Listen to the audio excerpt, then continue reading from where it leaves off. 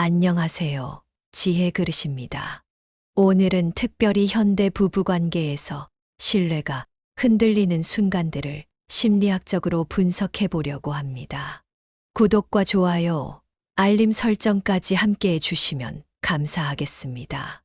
최근 한 연구에 따르면 디지털 시대에 들어서면서 부부 간의 신뢰 관계가 이전과는 다른 양상을 보인다고 합니다.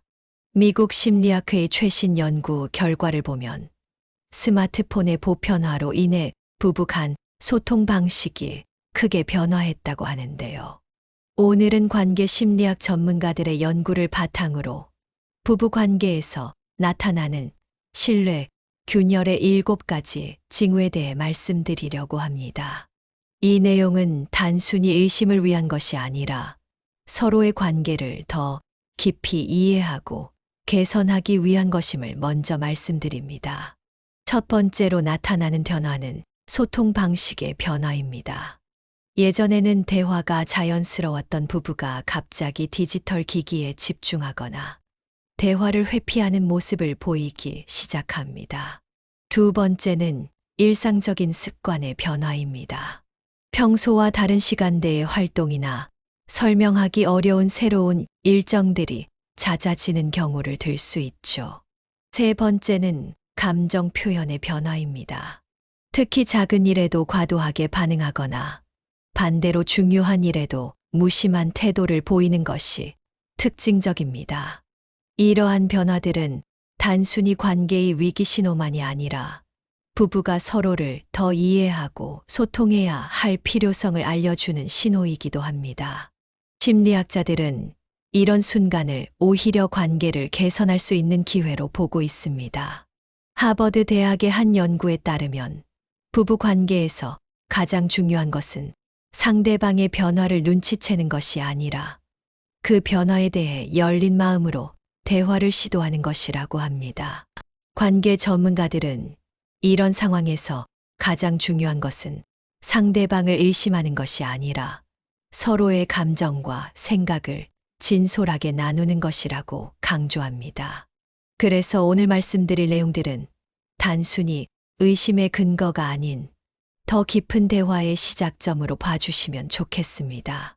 네 번째로 나타나는 변화는 개인 생활 패턴의 급격한 변화입니다. 심리학자들은 이를 생활 리듬 교란 현상이라고 부르는데요. 예를 들어 평소와 다른 시간대의 운동이나 갑작스러운 자기개발 활동 등이 여기에 해당합니다.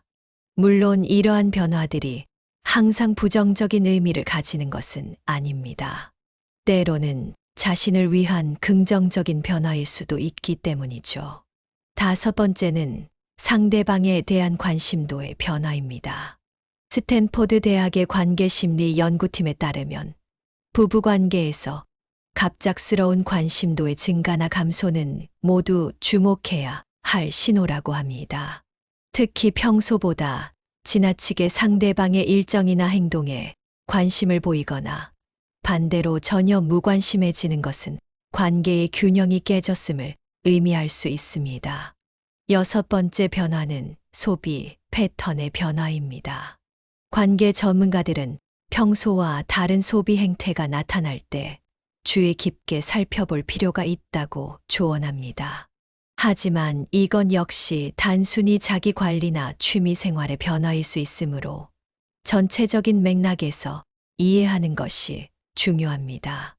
이러한 변화들을 이야기하면서 가장 강조하고 싶은 것은 이런 신호들이 반드시 부정적인 결과를 의미하지는 않는다는 점입니다. 오히려 이런 변화들은 부부가 서로에 대해 더 깊이 이해하고 소통할 수 있는 기회가 될 수 있습니다.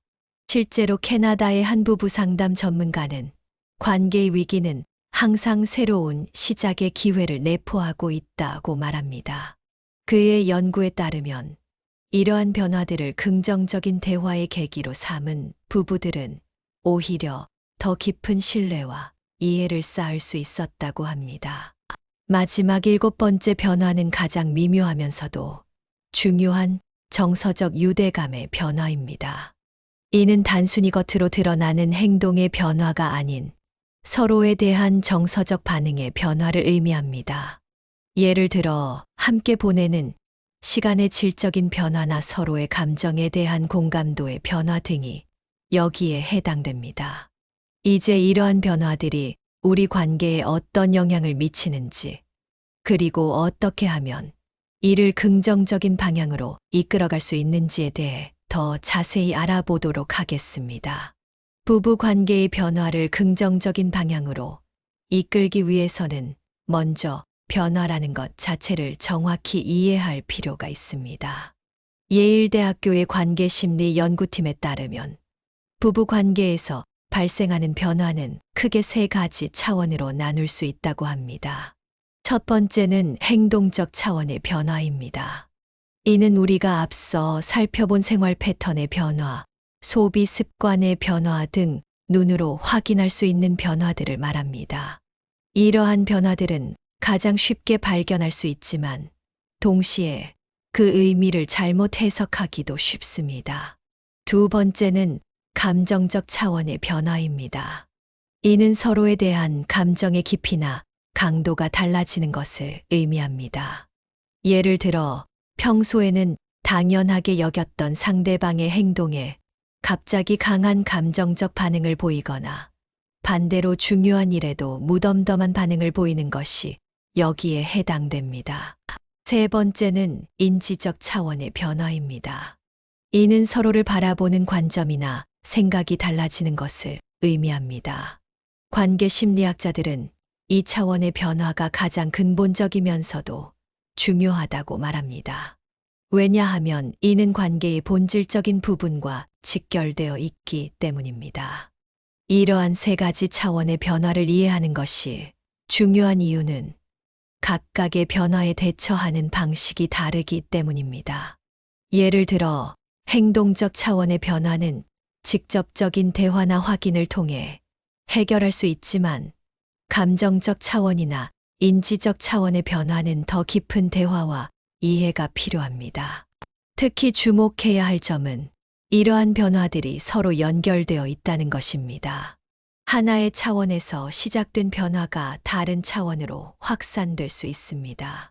예를 들어, 단순한 생활 패턴의 변화가 감정적인 거리감으로 이어질 수 있고, 이는 다시 서로를 바라보는 관점의 변화로 발전할 수 있습니다.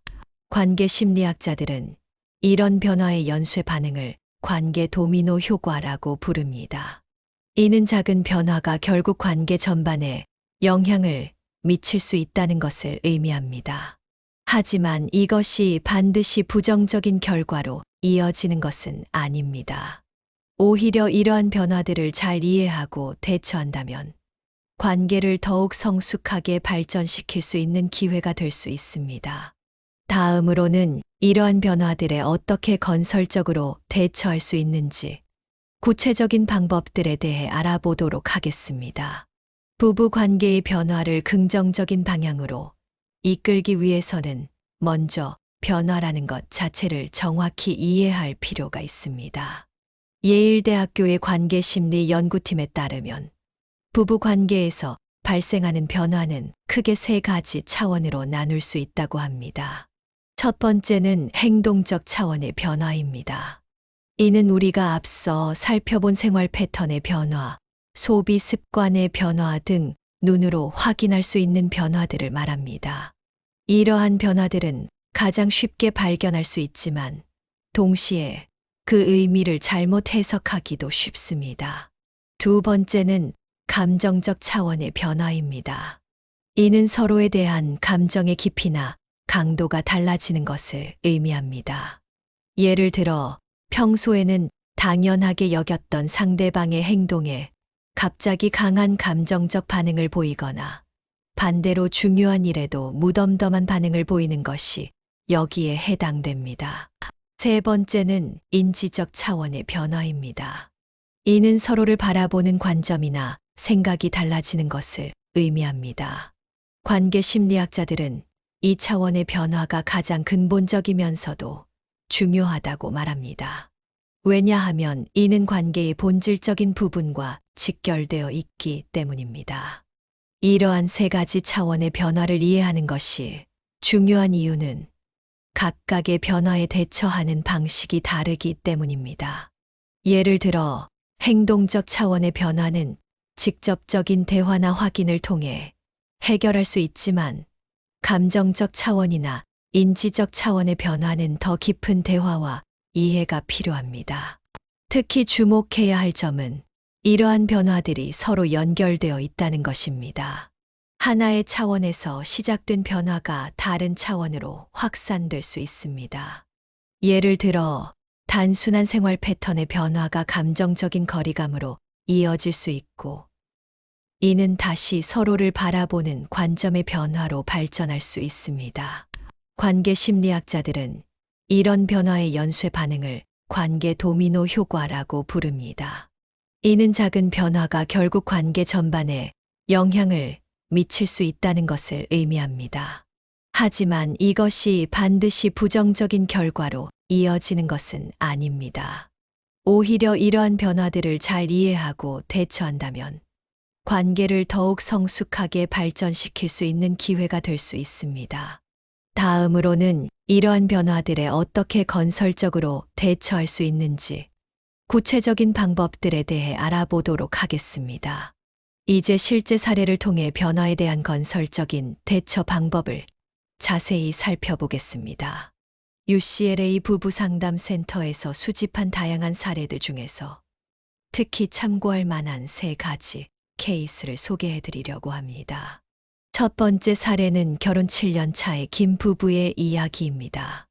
아내는 남편의 갑작스러운 운동 시작과 다이어트에 불안감을 느꼈습니다. 하지만 바로 의심하거나 추궁하는 대신 2주 정도 상황을 지켜보기로 했죠. 그 결과 남편의 변화가 단순히 직장 건강검진 결과 때문이었다는 것을 알게 되었습니다. 오히려 이를 계기로 부부가 함께 운동하는 시간을 가지게 되었고, 관계는 더욱 돈독해졌습니다. 두 번째 사례는 맞벌이 부부인 이 부부의 경우입니다. 남편은 아내가 갑자기 주말마다 친구 모임을 가지는 것에 대해 걱정했습니다. 하지만 대화를 통해 아내가 직장 스트레스를 해소하기 위해 새로운 취미 모임을 시작했다는 것을 알게 되었죠. 남편은 아내의 필요를 이해하게 되었고, 오히려 서로의 개인 시간을 존중하는 새로운 관계의 균형을 찾을 수 있었습니다. 세 번째 사례는 결혼 15년 차의 박 부부입니다. 아내는 남편이 퇴근 후 늦게 들어오는 날이 잦아지자 불안감을 느꼈습니다. 하지만 감정적인 추궁 대신 남편의 최근 업무 스트레스나 고민거리에 대해 대화를 시도했죠. 그 결과 남편이 승진을 앞두고 준비하느라 야근이 잦아졌다는 것을 알게 되었고, 오히려 서로를 더 깊이 이해하는 계기가 되었습니다. 이러한 사례들에서 우리가 배울 수 있는 중요한 포인트들이 있습니다. 첫째, 변화를 발견했을 때 즉각적인 판단을 하지 않고 일정 기간 관찰했다는 점입니다. 둘째, 대화를 시도할 때 비난이나 추궁이 아닌 이해와 공감의 자세로 접근했다는 것입니다. 셋째, 문제 해결을 위해 서로의 입장을 존중하며 함께 노력했다는 점입니다. 관계 전문가들은 이러한 접근 방식이 성공적인 이유를 긍정적 순환 효과 때문이라고 설명합니다. 즉, 한 사람의 이해하려는 노력이 상대방의 마음을 열게 만들고, 이는 다시 더 깊은 대화와 이해로 이어진다는 것이죠. 긍정적 순환을 만들어내기 위한 대화 기술은 크게 세 가지 단계로 나눌 수 있습니다. 하버드 대학의 커플 테라피 연구소에서 개발한 건강한 대화 모델을 기반으로 설명해 드리도록 하겠습니다. 첫 번째 단계는 공감적 경청입니다. 이는 단순히 상대방의 말을 듣는 것이 아니라 그 말 속에 담긴 감정과 의미를 이해하려 노력하는 것을 말합니다. 예를 들어, 요즘 늦게 들어와서 미안해라는 말에는 단순한 사과를 넘어서 업무 스트레스나 미안한 마음 또는 도움이 필요하다는 신호가 담겨 있을 수 있습니다. 두 번째 단계는 나전달법의 활용입니다. 상대방을 비난하거나 공격하는 대신 자신의 감정과 생각을 솔직하게 표현하는 것이죠. 당신은 왜 이렇게 늦게 들어와? 라는 질문 대신 늦게 들어오면 걱정이 되고 불안해라고 표현하는 것이 좋은 예시입니다. 세 번째 단계는 해결책 모색을 위한 브레인스토밍입니다.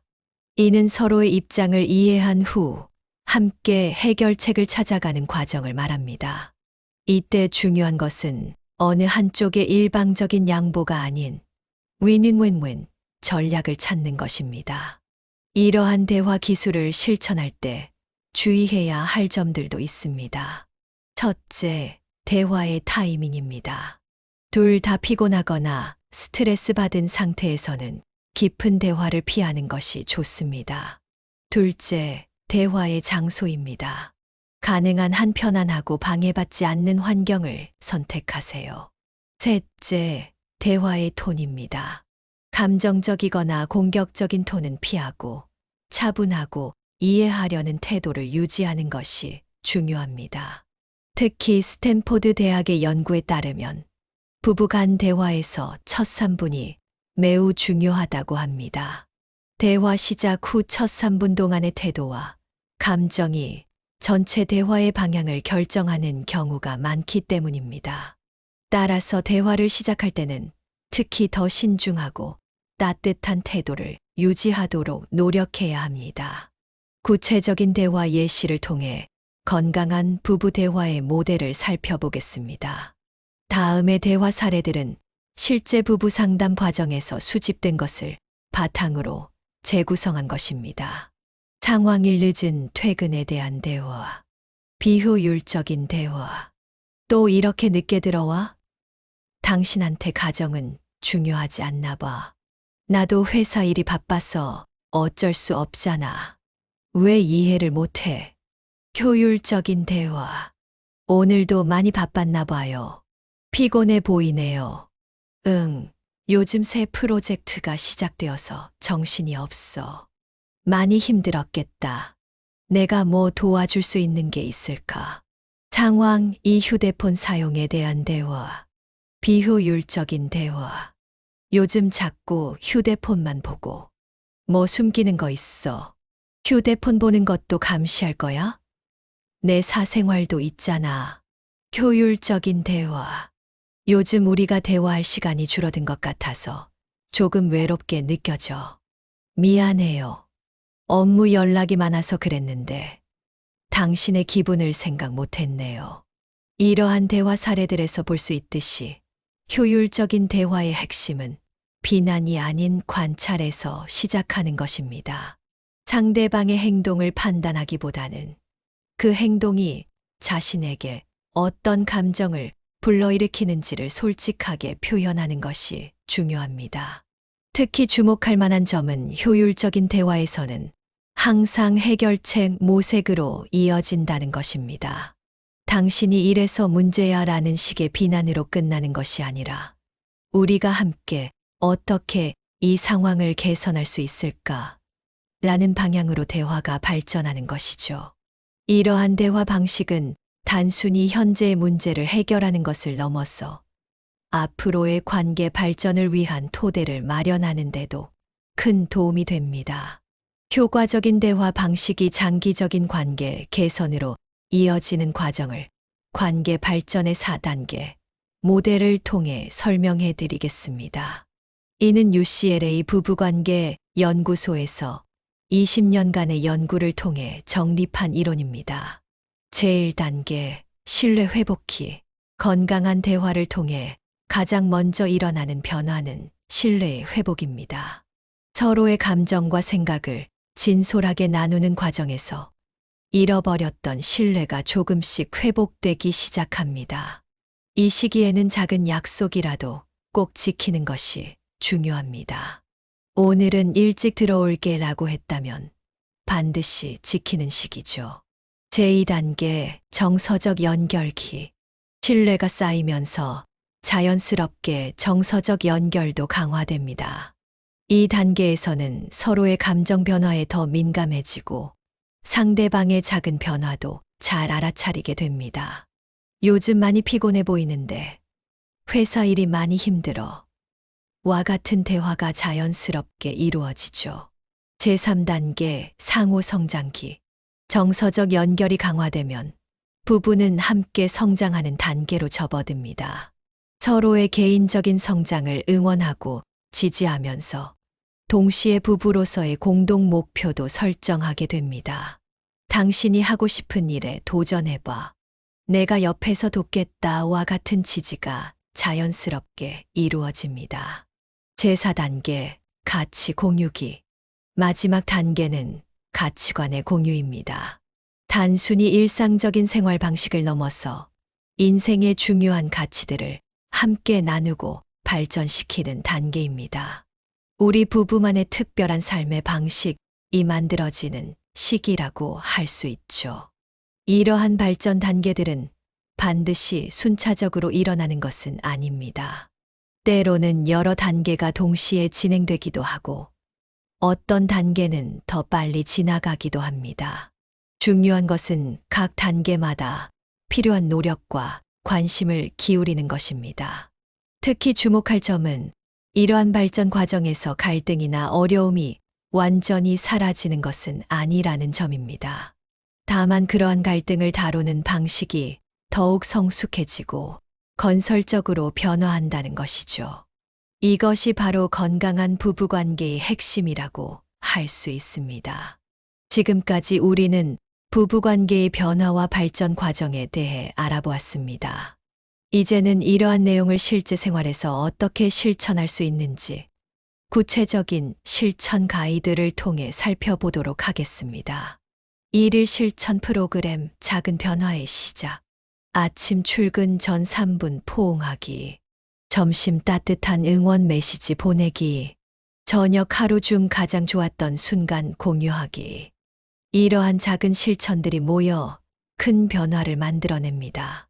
실제로 미시간 대학의 연구에 따르면 이런 작은 스킨십과 교감이 부부관계 만족도를 50% 이상 높일 수 있다고 합니다. 일주일 실천 프로그램 대화의 회복. 월요일 주간 일정 공유하기. 수요일 스트레스 요인 나누기. 금요일 주말 계획 함께 세우기. 일요일 한 주 반성과 다음 주 기대 나누기. 한 달 실천 프로그램 관계의 업그레이드. 첫째, 주 서로의 변화 알아차리기. 둘째, 주 긍정적인 피드백 나누기. 셋째, 주 개선이 필요한 부분 대화하기. 넷째, 주 함께 새로운 목표 세우기. 이러한 프로그램들을 실천할 때 가장 중요한 것은 꾸준함입니다. 처음에는 어색하고 부자연스러울 수 있지만 지속적인 실천을 통해 자연스러운 습관이 될 수 있습니다. 특히 주의할 점은 상대방에게 이러한 변화를 강요하지 않는 것입니다. 한 사람의 작은 변화로 시작해서 자연스럽게 상대방의 변화를 이끌어내는 것이 바람직합니다. 관계 전문가들은 이러한 실천 프로그램이 효과를 보이기까지 보통 3개월 정도의 시간이 필요하다고 말합니다. 따라서 너무 성급한 결과를 기대하기보다는 천천히 그리고 꾸준히 실천하는 것이 중요합니다. 마지막으로 실천 과정에서 마주할 수 있는 어려움들과 그 해결 방법, 그리고 지금까지의 내용을 종합적으로 정리해 보도록 하겠습니다. 자주 마주치는 어려움들과 해결 방법. 1점. 바쁜 일상에서 시간 내기가 어려워요. 해결책 완벽한 시간을 기다리지 말고 짧더라도 질 높은 시간을 만드세요. 출퇴근 시간, 잠들기 전 10분이라도 충분합니다. 하버드 연구진은 매일 10분의 진정성 있는 대화가 주 1회 2시간의 데이트보다 더 효과적일 수 있다고 말합니다. 2점. 변화의 동기가 잘 유지되지 않아요.